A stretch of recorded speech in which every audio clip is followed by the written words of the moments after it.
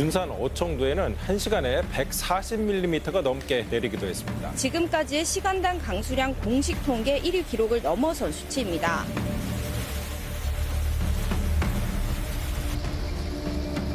(200년) 만에 한 번 내릴 기록적인 폭우. 밤만 되면 하늘에 구멍이 뚫린 듯 쏟아져 내렸습니다.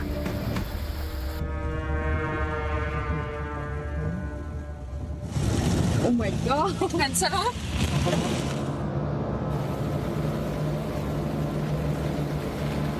하천이 넘쳐 마을을 삼키고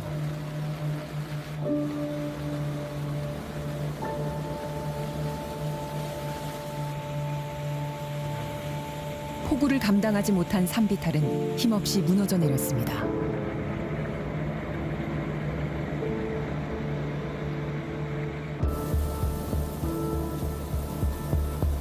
도로도 순식간에 물바다가 됐습니다.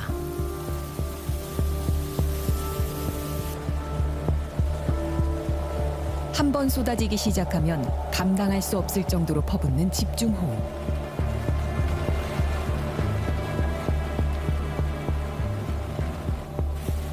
해가 갈수록 예측조차 어려워지고 있습니다.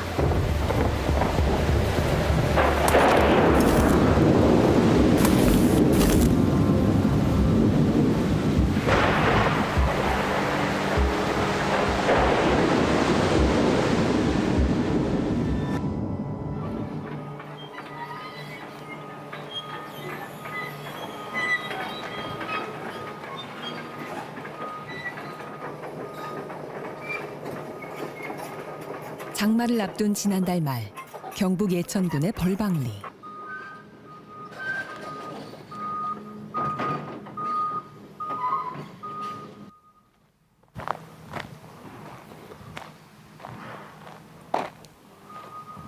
지난해 여름, 산사태로 15명이 숨지고 2명이 실종됐습니다.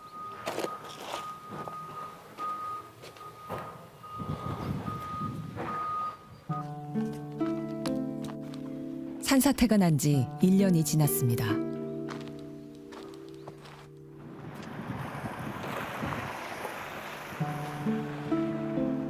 마을에 있는 집들은 여전히 앙상한 뼈대만 남아 있습니다.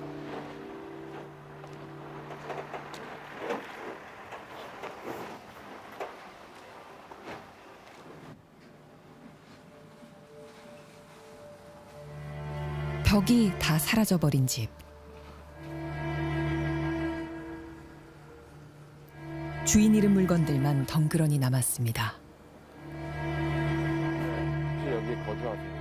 여기 임시주택에 평생을 벌방리에서 살아온 홍진화 할머니. 조만한 집에 살아요.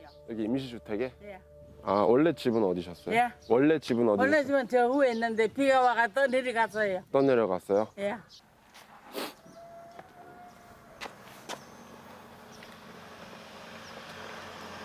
지난해 수해로 집을 잃고 1년 가까이 임시주택에서 지내고 있습니다.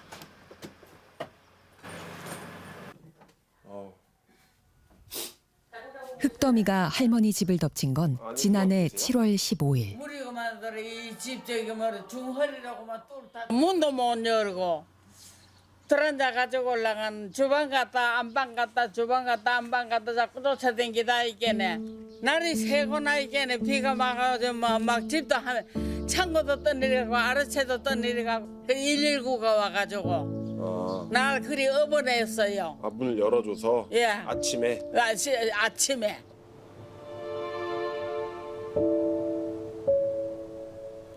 그날 마을 주민 윤혜식 할머니도 집에서 안절부절하고만 있었습니다. 비는 퍼붓는데 아무것도 할 수 없었던 할머니. 전선줄이 터져가지고 전화가 안 돼요. 아, 핸드폰은? 있는 때도 네. 전화가 안 돼가지고 밤새도록 그걸 뭐 왔다 갔다 하다가 날이 새가지고 그리 문을 열어보면 뭐 아침에? 말도 못하지. 야. 아, 계속 밤에 되게 계셨었어요? 야, 새벽에 막 귀에서 막 소리 질러가지고 그래 나왔지. 그래.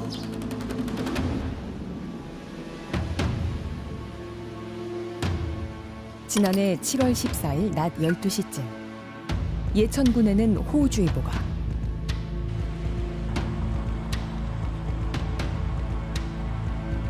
불과 1시간 후인 오후 1시쯤에는 산사태주의보와 경보가 내려졌습니다.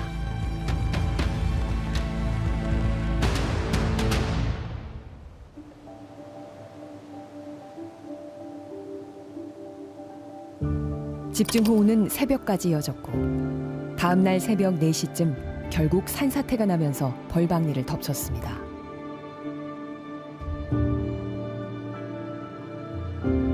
모두가 잠든 새벽, 갑자기 덮친 산사태는 마을 주민 15명의 목숨을 순식간에 앗아갔습니다.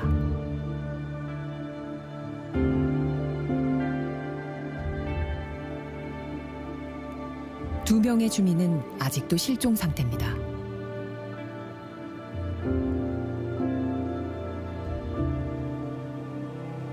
하루 전 산사태 주의보가 내려졌는데도 벌방리 주민들은 왜 대피하지 못했을까?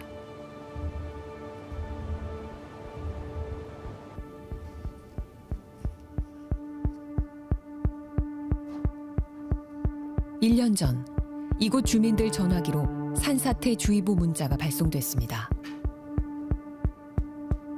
발령 지역은 예천군 전역이었습니다.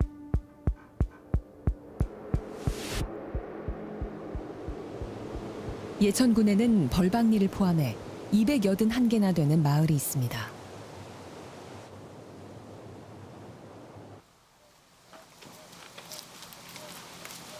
산사태 발생 우려 지역이 너무 광범위해 주민들의 실질적인 대피를 유도하지 못했다는 겁니다.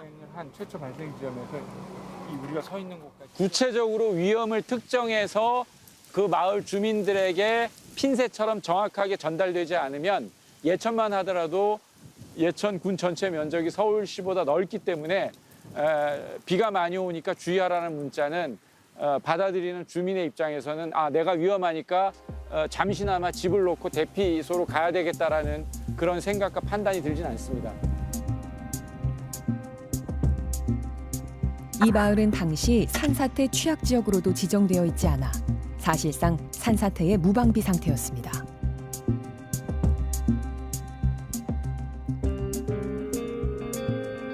산사태 취약지역으로 지정되면 사방댐, 옹벽 등 관련 구조물을 설치해 산사태에 대비하고 주민들의 신속한 대피를 위해 비상연락망과 대비체계 구축, 교육 등을 체계적으로 실시해야 합니다.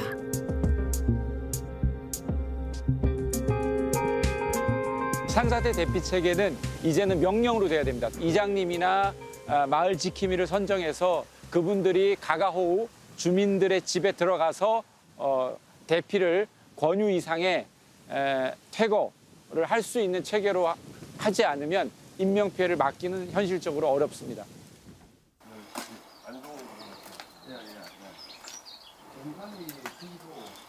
예천군의 또 다른 마을.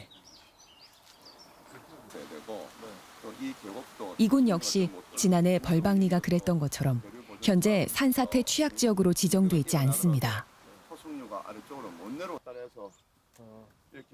취재팀과 함께 동행한 정규원 박사. 정 박사는 이 마을이 산사태 발생 위험이 높은 지형이라고 말합니다. 예천에 주 사고가 많이 났던 지역하고 영주에 또 사고 났던 지역하고 이것들의 표준 모델을 뽑아보면 다 이런 케이스예요. 산으로 둘러싸여 있고, 둘러싸여 있고 이제 이 배산이 임수로 돼 있고 지류가 발달돼 있고 위쪽에는 인도나 도로가 있고 뭐가 인위적인 흔적이 있는 인위적인 개발 행위들이 있었고 또 아래쪽은 마을을 통과하는 길은 복개를 내서 계곡이 좁아져 있고 벌방리도 똑같습니다. 제가 이 동네에 네 우리만 뭐 오래 살았지. 감사합니다. 산비탈에서 밭일을 하고 있는 마을 주민. 여름이 올 때마다 산사태가 나는 건 아닐까 두렵습니다. 비가 오면은 저 위에서 그 왜 도랑이 오래 있지 않겠죠? 거기서 막 물이 내려와가지고 이 길로 막 전에는 막 이런 돌멩이가 막 길로 뚫뚫뚫 굴러가고 비만 많이 오면 이리 넘치가지고 막 길로 막 내려와요.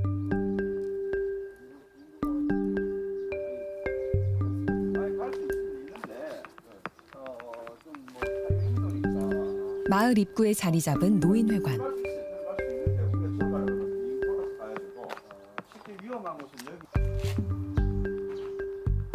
마을 주민들의 산사태 대피소로 표시돼 있습니다.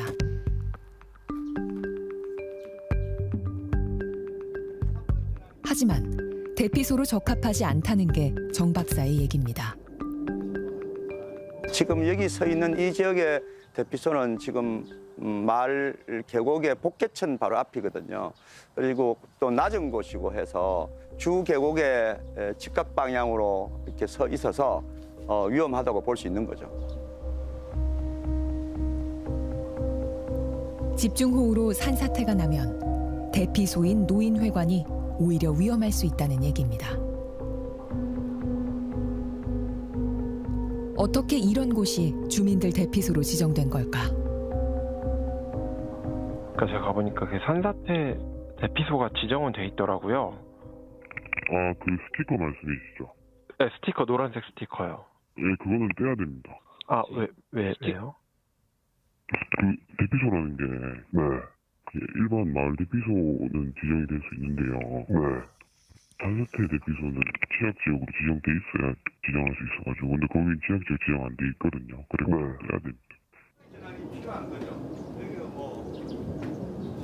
분명히 산사태 발생에 대비한 지정 대피소로 돼 있지만 예천군 관계자는 산사태 대피소가 아니라고 말한 겁니다. 붙인 건 산림청에서 붙인 건 아니면은 지자체에서? 그거를 저도 잘 모르겠는 게 예전부터 계속 붙여 있었던 것 같아요. 저도 올해 그거 확인하고 아무래도 떼야 됩니다. 그거.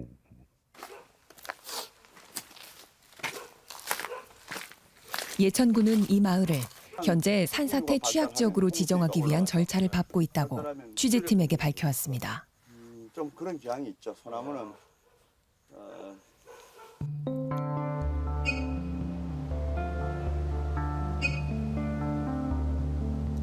백두대간에 자리 잡은 충북 영동의 한 마을. 움푹 패인 가파른 산비탈 바로 아래 10가구가 모여 있습니다.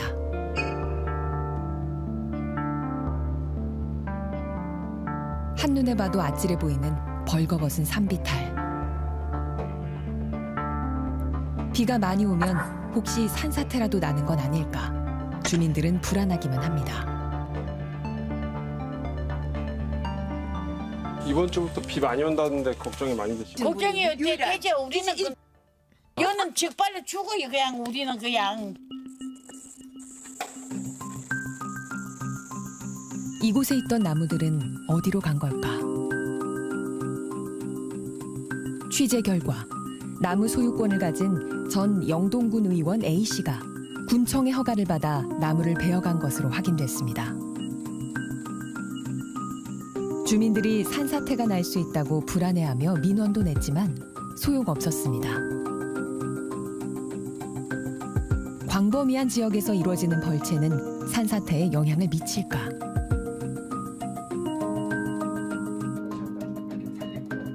산사태 현장을 오랫동안 연구해온 이수곤 전 교수는 영향이 크다고 설명합니다.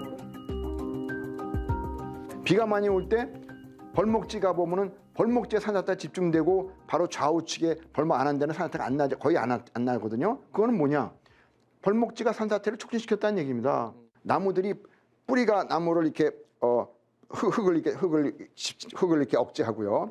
그리고 비가 오게 되면 물을 머금고 있기 때문에 산사태를 억제한다고요.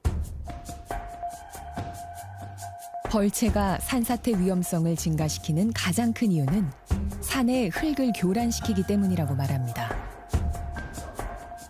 흙이 많이 교란시켜버리기 때문에 비가 100이 오게 되면 거의 100%가 다 땅속으로 들어갑니다. 그러니까 비가 얼마 안 왔는데도 여기 강우량이 많아지는 겁니다. 침수가 많이 들어요. 산사태가 촉진되는 거예요. 벌목 허가를 내주기 전에 산사태 가능성에 대한 조사는 이뤄진 걸까? 저희가 벌채 허가를 나갈 때 그 산림 기술자분이 그런 것까지 다 고려를 해서 담당자도 현장을 보고 판단을 하는 거라서 여기도 그 벌채 할 때 그 기술자분이 현장 다 보고 하신 거였어가지고. 벌목 허가를 받아 나무를 벤 전 영동군 군의원에게도 전화를 해봤습니다. 그래서 이제 혹시 이제 뭐 토사가 내려올 수도 있을 것 같아가지고 밑에 하단부는 나무를 좀 그 뭐라 그래야 되나 조금 남기고 나름대로는 좀 대비는 하기는 했는데 근데 산사태 염려는 뭐 그럴 것 같지는 않고요. 아니 너무 심하게 깎았는데 여기. 하지만 가파른 산비탈 밑에서 하루하루 생활해야 하는 주민들의 입장은 다릅니다. 저거 어떻게 해야 되는 거래 우리 아들하고. 네. 우리는 큰 걱정이라 저거. 그러니까요. 직발이라요. 막 바위가 막 이런 게 산에 막 백기가 있는데 네. 이제 나무를 빗기 때문에 그게 빠지잖아요. 네. 이 지역은 아직 산사태 취약 지역으로 지정돼 있지 않습니다.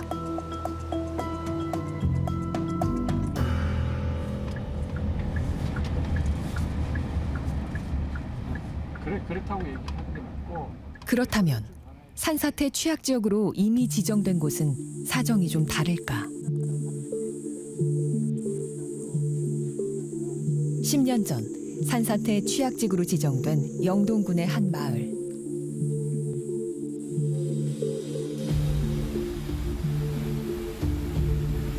지난해 여름 집중호우가 내려 산에서 쏟아져 내려온 흙탕물이 계곡을 집어삼켰습니다.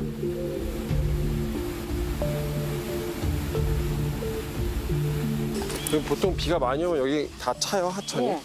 여기 떠다게 물이 철렁철렁해요. 지금은 이렇게 얕은데 이게 다 찬다는 게 탈 느껴지죠? 때는 막 돌이 떨어져 오고 이러니까 물이 안 나가는 거라서. 이번 집중호우에도 계곡은 또 넘쳤습니다. 14년도에 지정이 됐네. 영동군은 10년 전인 2014년 이 지역을 산사태 취약 지역으로 지정했습니다.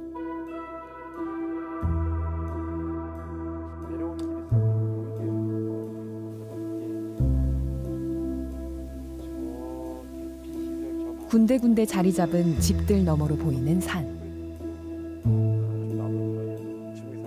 2021년 이 산에 벌채 허가가 났습니다.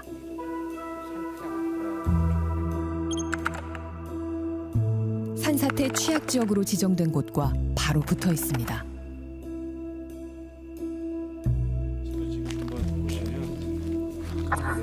산림자원법 시행령은 산사태 위험 지역의 벌채를 금지하고 있는데, 하지만 행정구역상 산사태 취약 지역으로 지정된 곳과 바로 붙어 있어도 취약 지역이 아니면 벌채 허가가 나는 겁니다. 모든 조건을. 주민들의 반대로 벌채가 이루어지지 않았지만 주민들은 여전히 불안하기만 합니다.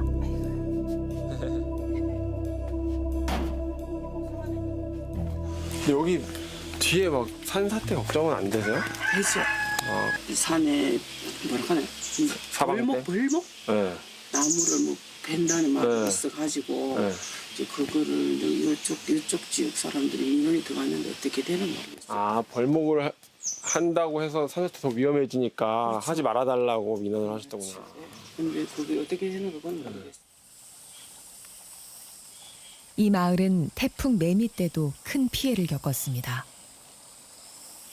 집 다 떠내려갔어. 여기 아래층에 있었는데. 물이 어디서 그렇게 흘러내린 거예요? 그냥 산에서 막 이렇게 막 내려오면 네. 이 감당이 안 돼가지고 담이 있었거든요. 다 나갔어.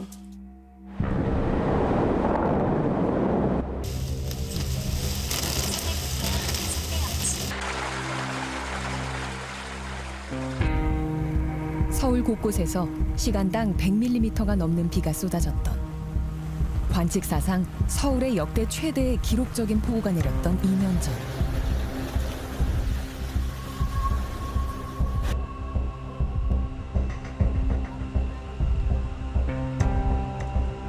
반지하 주택에 살던 일가족 3명이 목숨을 잃었습니다.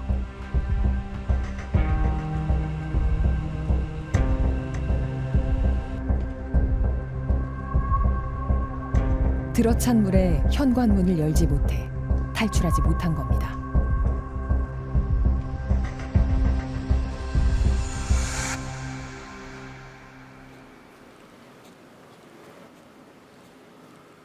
여긴 주차장이구나. 사고가 났던 지역을 2년 만에 다시 찾아가 봤습니다.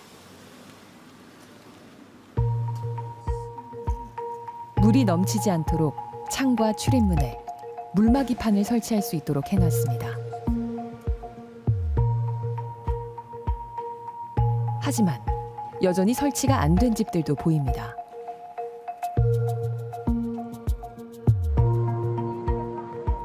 당시 이 지역이 물에 잠겼던 건 인근 도림천이 범람했고 하수도 역류했기 때문이었습니다.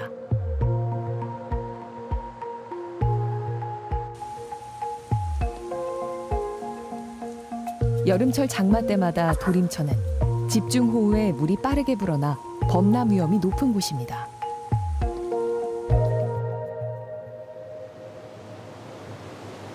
(2년) 전 하천이 넘쳐 인근 반지하 주민들의 목숨까지 앗아갔던 도림천.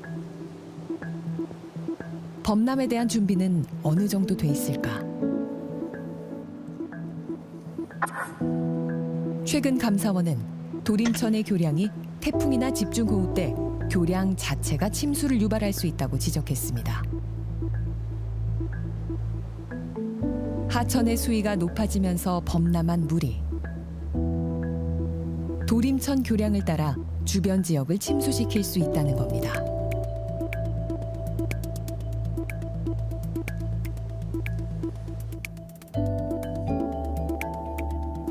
환경부가 관리하는 홍수 위험 지도에서도 침수 위험을 확인할 수 있습니다.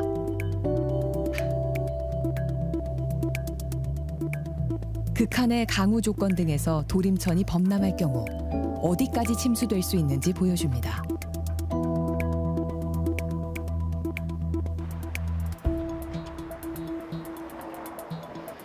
도림천 교량을 찾아가 봤습니다.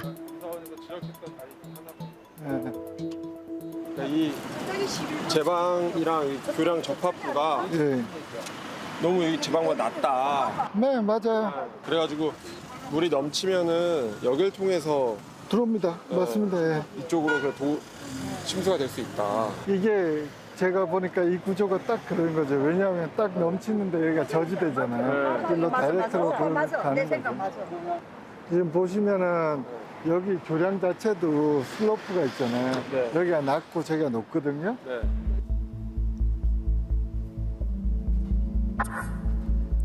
교량 접합부에서 제방의 높이까지는 45cm 정도 차이가 납니다.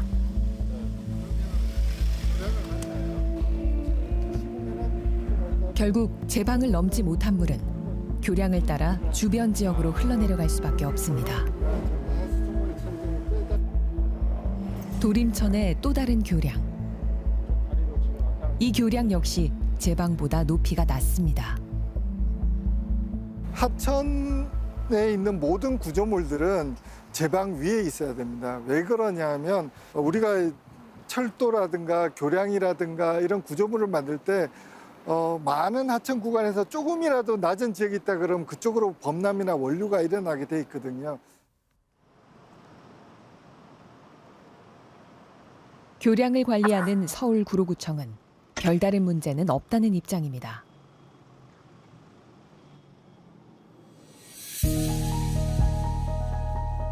하지만 이 지역 환경부 홍수 위험 지도를 통해 보면 교량 등을 통해 주변 지역이 침수될 경우 적게는 0.5m에서 많게는 5m까지 침수되는 지역이 생길 수 있다고 나옵니다.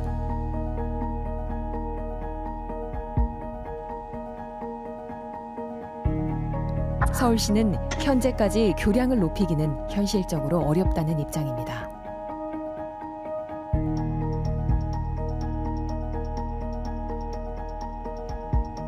대신 대도심 빗물 터널 등을 설치할 계획이라고 밝혔습니다.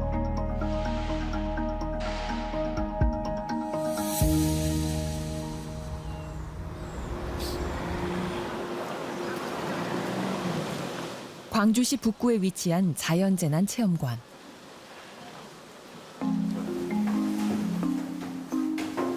문 앞에 물이 잠기면 현관문을 열기가 얼마나 힘든지 체험해봤습니다.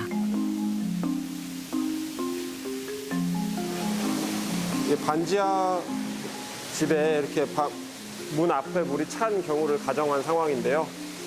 이쪽에는 공기가 있고 이쪽에 물만 있으면 열기가 쉽지 않다고 합니다. 한번 직접 열어보겠습니다. 엉덩이 높이까지 물이 찬 상황. 여기 먼저 엉덩이 부분이고요. 전혀 꼼짝을 안 하고 있습니다, 이거.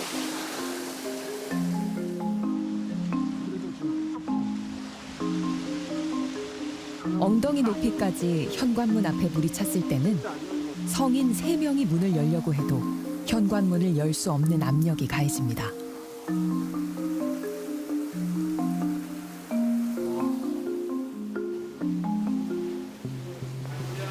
그렇다면 현관문 바깥쪽에서 사람을 구하기 위해 문을 당겨서 여는 건 가능할까?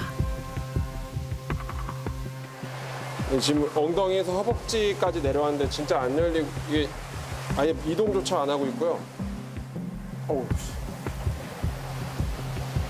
손잡이를 당길 때 손이 미끄러지기도 하고 미는 힘보다 당기는 힘이 약하기 때문에 문을 열기가 더 어렵습니다.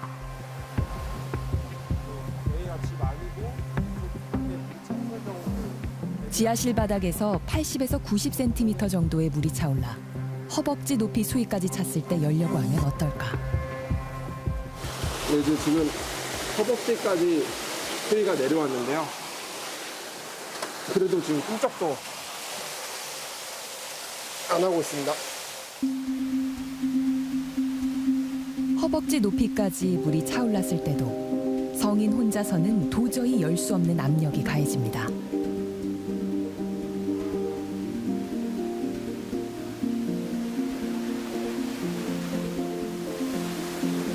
그렇다면 지면에서 50cm 정도 높이인 무릎 정도까지 물이 차오르면 어떨까? 기자가 온 힘을 다해 밀지만 문은 쉽사리 열리지 않습니다. 이게 조금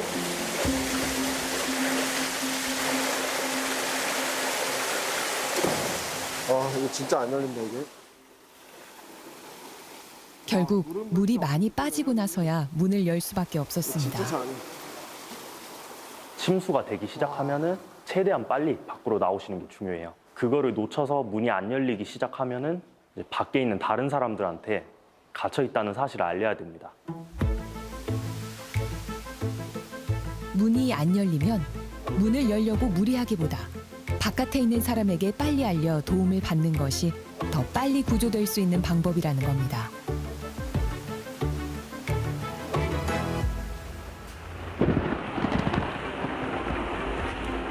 서울에 역대 최대의 폭우가 내렸던 날. 서울 지하철 곳곳이 침수됐습니다. 범람한 물이 지하철 계단을 휩쓸어버리고 무게를 이기지 못한 천정도 터져버립니다. 개찰구를 포함한 역사 전체도 물에 잠겼습니다. 이런 상황에서 지하철역에 갇힌다면 밖으로 탈출할 수 있을까?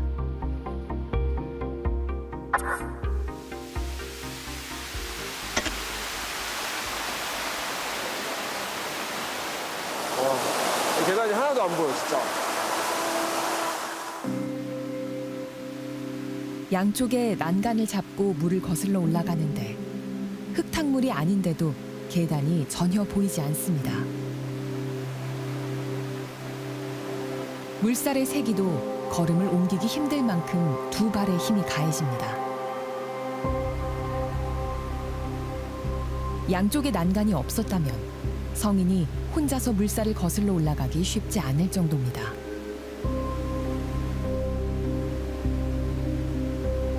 실제로 대부분의 지하철역에서 탈출할 때는 한쪽의 난간을 잡을 수밖에 없습니다.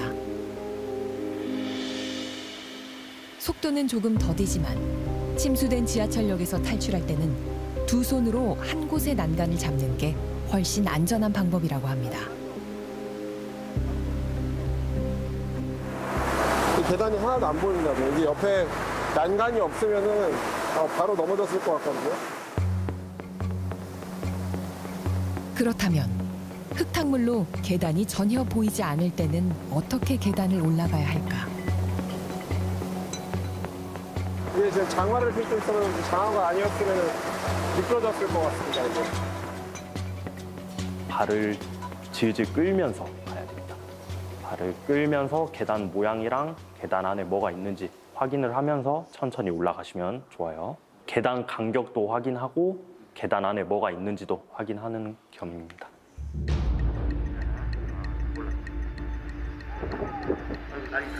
(2년) 전 태풍 흰남노가 몰고 온 집중호우로 잠겨버린 아파트. 인근에 있는 냉천이 범람해 지하주차장에도 물이 천장까지 차올랐습니다. 당시 이곳 지하주차장에서 차를 빼내려던 아파트 주민 8명이 목숨을 잃었습니다. 인근에 하천이나 강이 있어 범람하는 경우 주변 지역의 아파트 지하주차장은 침수 위험에 노출될 수밖에 없습니다.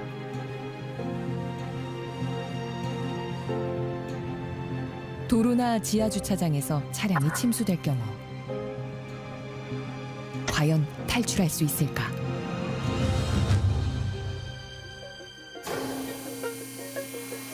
차량의 앞뒤 바퀴가 모두 잠긴 상황. 차량 안에도 기자의 허리가 완전히 잠길 정도의 물이 차올랐습니다.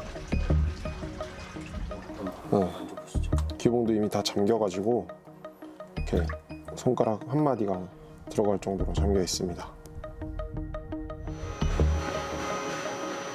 물이 이렇게 차오른 상태에서 과연 문을 열 수 있을까?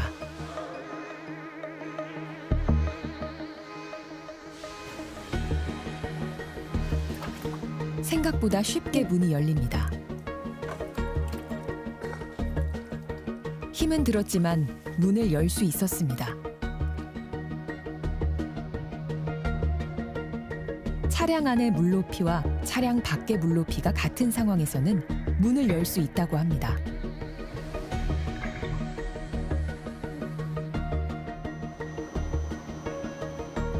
이 차량은 효율적인 실험을 위해 차량에 물이 빨리 차도록 제작돼 차량 바깥에 가해지는 압력과 차량 내부의 압력이 빨리 비슷해지도록 설계됐습니다.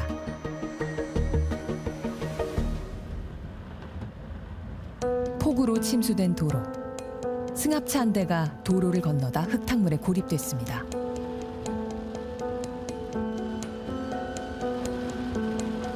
문을 열려고 하지만 문이 잘 열리지 않습니다.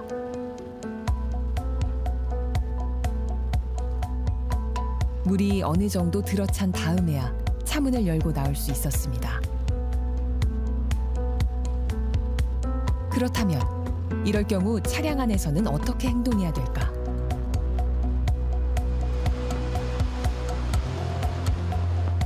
바퀴의 3분의 1 이상, 배기구 높이까지 물에 잠기면 시동이 꺼질 가능성이 높습니다.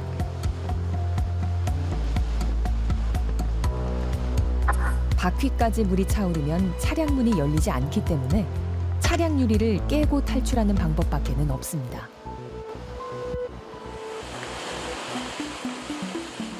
차량 목 받침대, 미리 준비해둔 차량용 망치 등을 이용해 차량 유리 모서리를 3개 내리쳐 유리를 깨야 합니다.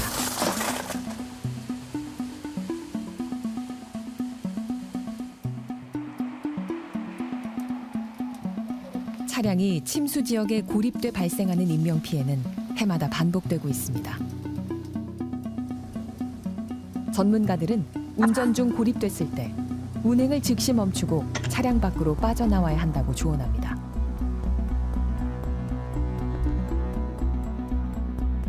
집중호우가 계속되면 강이나 하천이 빠르게 차오릅니다. 이런 경우 강이나 하천을 건너려고 해서는 안 됩니다. 근데 매일 오가는 거리고 내가 저쪽에서 강물이 불어나는 걸 항상 확인하고 있기 때문에 내가 그 시간에 위험을 확인하면서 충분히 건널 수 있다고 대부분 생각을 하시거든요. 근데 사실은 뭐 이런 뭐 계곡이라든지 이런 이제 이 시골에 있는 작은 천 같은 경우는 뭐 유수단면이나 이런 것들이 작기 때문에 한번 물이 불어나기 시작하면 정말 눈 깜짝할 새 물이 불어나거든요. 그러니까 이런 부분들은 많은 분들이 본인이 위험한 상황을 인지하고 있기 때문에 본인이 언제든 이런 부분들을 대처할 수 있다라고 생각들을 하시는 게 문제입니다. 차에 타고 있는 중에 물에 잠기면 어떡합니까? 라고 얘기하면 제가 첫마디로 차를 버리라고 말씀드리거든요. 사실 가장 기본적인 겁니다. 이 차를 어떻게든 내가 끌고 나가야 되겠다는 생각하지만 그 당시엔 움직일지 몰라도 침수 지역을 계속 차로 운행하다 보면 어느 순간에는 멈출 수밖에 없거든요. 그러면 사실은 더 위험한 상황. 그전에라도 빨리 버리고 도망갔다면 조금이라도 안전한 상황에서 대피할 수 있지만 이런 것들이 더 시간을 더 지체한 다음에 더 위험한 상황에서 대피를 한다면 그만큼 살아날 확률은 더 적은 거거든요. 그러니까 이런데 제가 그래서 예를 들면 차는 보상도 받을 수 있고 다시 살 수도 있지만 내 목숨은 그렇게가 안 되니까 그렇게 차는 보상받는다 생각하시고 도망가시라고 말씀을 드리거든요. 그러니까 이 부분은 사실 많은 분들이 재산이 아깝고 내 차가 아깝지만 재난 상황에서는 본인 스스로의 생명이나 안전을 가장 우선시하는 부분이 좀 중요하다고 생각해요.